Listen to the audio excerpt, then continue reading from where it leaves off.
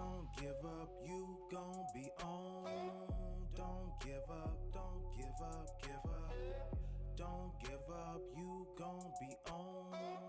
Don't give up, don't give Greetings, Redheads. Thank you for joining me in another episode of your favorite show, the one and only Red's View. I am your gracious host, Jay Red, and I have a very, very special guest. Go ahead and introduce yourself. Hello, my name is EYEAMKI. How's it going? Thank you for having me. Absolutely, absolutely. I am Kai. Now, you spell that EYEAMKI, right? Yes, EYEAMKI, because I see everything, baby. Let's go. Okay, so your first name is Kai, and then you just put the I into it, right? Yes, well, Kai is my nickname. It's my nickname. My real name's Shekinah, but people call me Kai. Yes. That's a nice name. Okay, good, good. Thank you. So I want to start it off by asking you a question. Who is Big Daddy Dracula? Oh my gosh. Big Daddy Dracula. So funny. Everyone thinks it's about a boy, but I'm like, no, I promise you it's not. It's actually just about energy. It's about that succubus, that one person, for boy or girl. It's just that person that you know sucks you dry, takes all your energy, destroys you emotionally, but at the same time, like is rude to everyone and only says yes to you but no to everyone else. Like he's wrong for you but he's right for you, and that's basically it. It's like that toxic pull, but like you're still attracted to them and you have them in the palm of your hands, basically. Yes. Okay, yeah, because I was wondering, I was like, maybe I'll take the moniker Big Daddy Dracula, but now that you're saying that, no. Oh my gosh. You are too funny. Yeah, definitely. So I Am Kai. That song, I just want to talk about that song real quick since we're talking about it. Big Daddy Dracula. When I heard it, I kept having to play it back and forth, back and forth. It gives me like a wow, like a Rihanna type of Disturbia type of vibe. It's something like that. Ooh, we love that. Yes. Yeah. So what was the creative process behind that? Like, tell us. Oh my goodness. When it comes to Big Daddy Dracula, this song, like all my songs, are written on my floor, and it's just me in a moment. Like I'm feeling something. I'm so polarized by that emotion. And honestly, like for me, Big Daddy Dracula was brought to me by this amazing beat maker named Vorta Beats. He's so incredible, so dope. He lives out of Turkey. He found me through Instagram. He's so amazing. And I literally just heard the beat and it just came to life. And I felt the energy, I felt the motion of it. I am Haitian, so I wanted to kind of have more of like a Caribbean type feel, but in a pop, artsy, kind of mysterious moment. And yeah, basically. Yeah, man. Redheads, y'all definitely got to check that song. Once you hear it once, it'll be addictive. So. Oh my gosh, you're too sweet. Thank you. Definitely, definitely. So take us to the beginning. Like, how did you get your start in the music industry? Man, oh man. Well, professionally in the system, like releasing music through all streaming platforms, it's only been almost like 2.5, 3 years, which is kind of crazy to me. But I've been singing and performing all of my life. I am a New Yorker. I'm a thespian. So I've been in theater, performing arts, dancing, everything creative you could possibly think of. I was homeschooled as well. So for me, I've just been singing and dancing all of my life, basically. Yeah.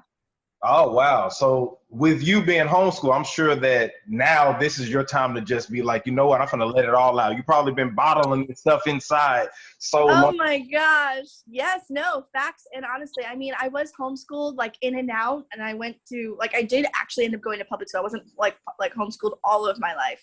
I did end up going to public school, and I was bullied so bad, because I just wanted to wear a tutu every day and sing Depeche Mode and just be artsy with the hot fig mohawk. So I was bullied for it for sure. But yeah, no, I mean, being homeschooled, just being creative. I know at this point in my life, I feel like I'm so in my moment, so in my element, so in my person. And I've just been waiting all of my life just for this moment right here. So thank you. Definitely. So with you, let's go to you saying you've been bullied for, being artsy, just doing everything. Do you think that in a way benefited you in the future, because now you're very abstract with your music? Did that help shape you into who you are today? Oh my gosh, it has turned me into a juggernaut. The fact that I can even translate and move my trauma and turn it into power, creativity, and art, it's why I'm here right now. Like, I'm punk rock, not just because, I want to be mean. It's because I've had people be so mean to me that now I have to wear protective gear and spikes to keep people away. I'm like, stay out of my bubble, Gretchen. Like, I do not want you near me. but that's also just me being an artsy New Yorker as well. So yes. Definitely, definitely. So when you say punk rock, is that what you would describe your music as? Oh, not really. Because I am very bubbly and outgoing. That's why I live in Los Angeles now, and I feel like this is the most I've felt at home ever in my entire life. Because even in New York, people are like, oh my God, you're way too positive, and like you're wearing pink every day. I'm like, yeah, but I do feel emotion. It's just I'm positive about it. You know what I'm saying? So for me, I would just say for now, experimental pop, alternative pop. I do love to make like alternative rock music as well, but I love pop music and I'll always stay in the pop vein. Pop is where I feel at home. Okay, definitely, because that's what I got from it, pop. You know what I'm saying? Yes. That pop music. And to me, pop, it's a genre, but really pop just means popular music, you know, because Yes. Michael Jackson at the time was the king of pop, but he was doing R&B mixed with, you know, different things. So I definitely get that from you. So when you talk about your music, one thing I noticed is that it doesn't sound the same. I had got 3 of your songs. The other one that I got was it Great Big Party? Yes. That The sounds music different. video just came out. Woo! Oh, so that just came out. Okay, shout out to you for that coming out. Okay. Thank you. Yeah, definitely. So how did you come up with that song? Oh my gosh. So Great Big Party is one of my favorites. I partnered with my favorite producer of all time. His name is Music. And we just had a vision and it came to life. I mean, post-apocalyptic, talking about the music industry.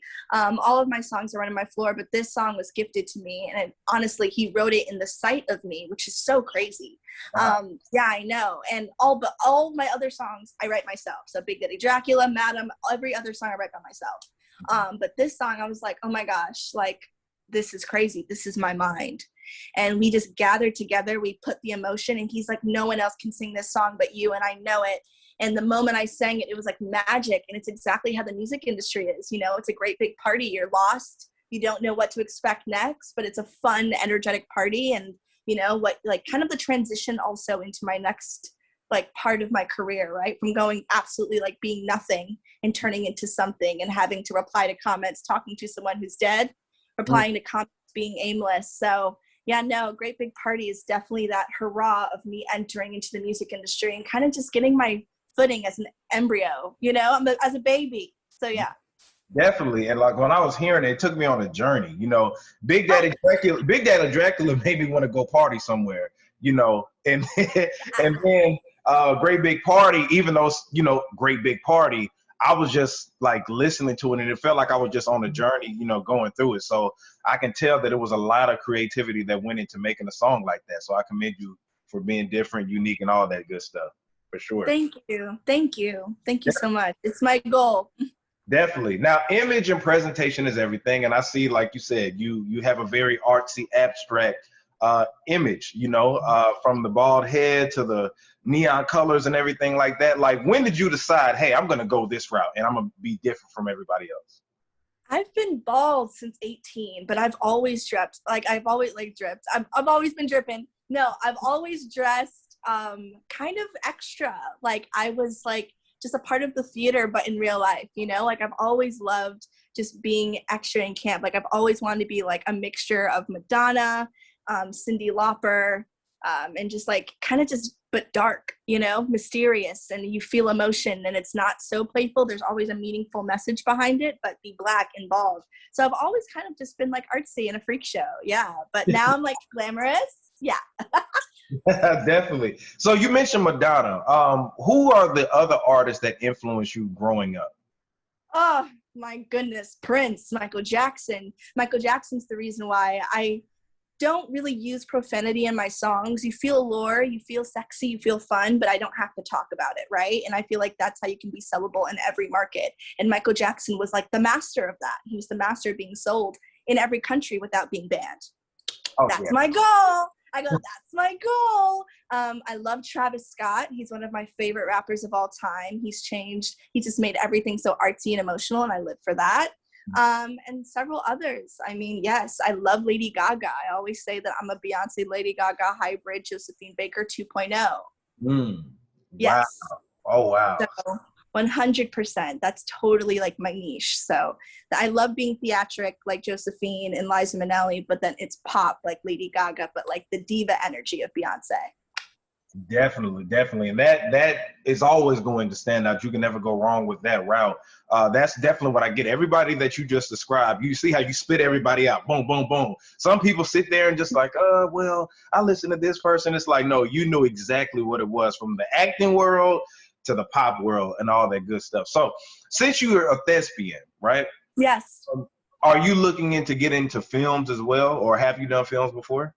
Yes, honestly, because I was in theater, I love to act. And honestly, being theatric and dramatic plays a huge part in my music. Even though I'm not playing a character, I'm being my most authentic self in every song because they're my songs and I have to be. But I do have to be, I am not have to be, I am dramatic. I'm dramatic. So I love kind of getting in more into the emotion, sinking into the emotion, feeling the emotion. That's super important to me. So acting plays a huge role, and I would love to be in films and be the next Catwoman for sure. Catwoman. I went down your Instagram and I did see that. But it's interesting.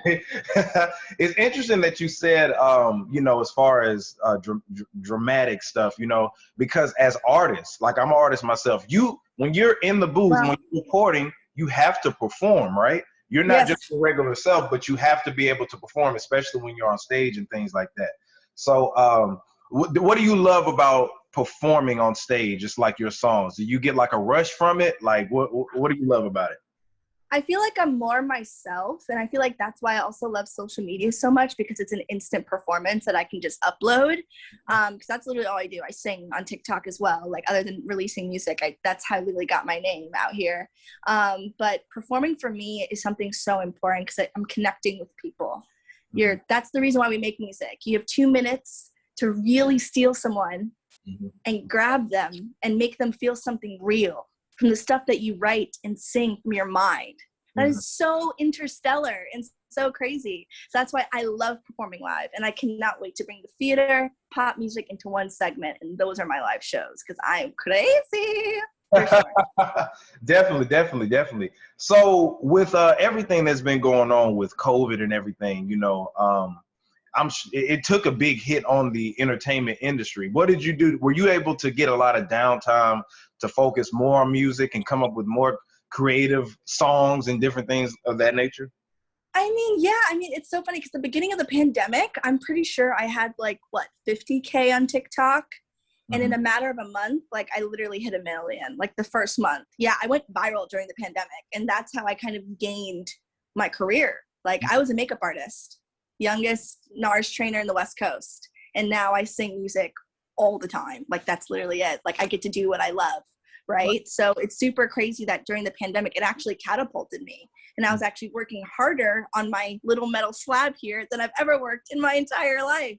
But that's what's so cool about it, is that people were on their phones. So I truly had the opportunity to be a leader in the digital space. And even though I'm at embryonic stage, I'm so brand new, I'm growing and prospering, and I'm very at the beginning of my career. I'm still so blessed and fortunate that I was able to grow in this time instead of have lack, or missed out on anything. Because I actually gained credibility during this pandemic, and it's crazy. I'm like, what?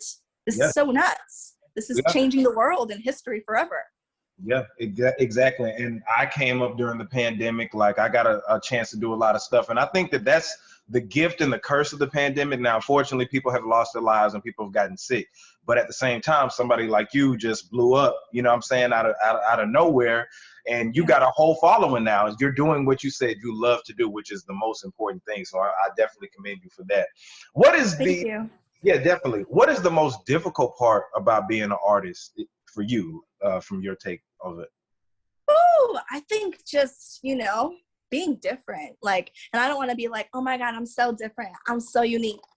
Oh my God, I'm a gold, like a diamond in the rough. No, really taking the time to do something different, to be a leader, to not wanting to, just because I headbang, not twerk, not being ridiculed for it. People knowing that I am 24, not 13. Okay. These are things that I go through. People telling me I'm not Black enough because of the content that I make. I'm like, no, I go through these battles every single day as a new artist. And for me, it just makes me kind of just understand that man, I can either sell out or be myself, and I will always be myself. And I will always keep that, because that is the reason why I was planted here. I always say I was spawned here. My mother gave birth to me, but I was spawned here for a reason. Yes. Yeah. So what do you do like on a daily basis? Like what motivates you to say, hey, I'm gonna, make this music? Like, everybody has inspirations and different things that get them in the zone, whether it's from fans or if you watch an artist or just anything. What is your number one motivation to keep doing what you're doing? To change the world. To change the world. My music is not for me, it's for others. And every time I release a song, I feel like I'm losing a little nugget of myself. I'm like, okay, here it goes. Like, this is where I was really dark and I was having an emotional time, and I'm somehow turning it into an uplifting pop, for people to dance to and understand. But, it's so personal. Music is so personal. But at the same time, I know my personal downtrodden, my personal dark moments can make someone else feel so much better. And that's even like my single Madam. It's an anti-bullying anthem paying homage to my entire life of me being bullied.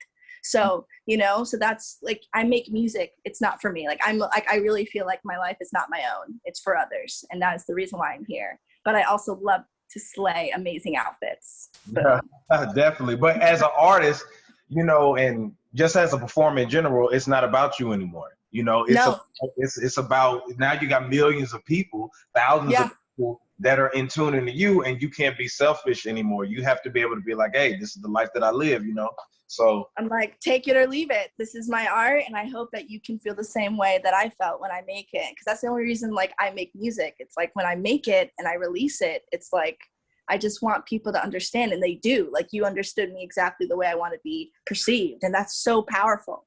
Because that means I'm doing my job right. Because I'm so new, so I'm like, that means I'm doing my job. Absolutely.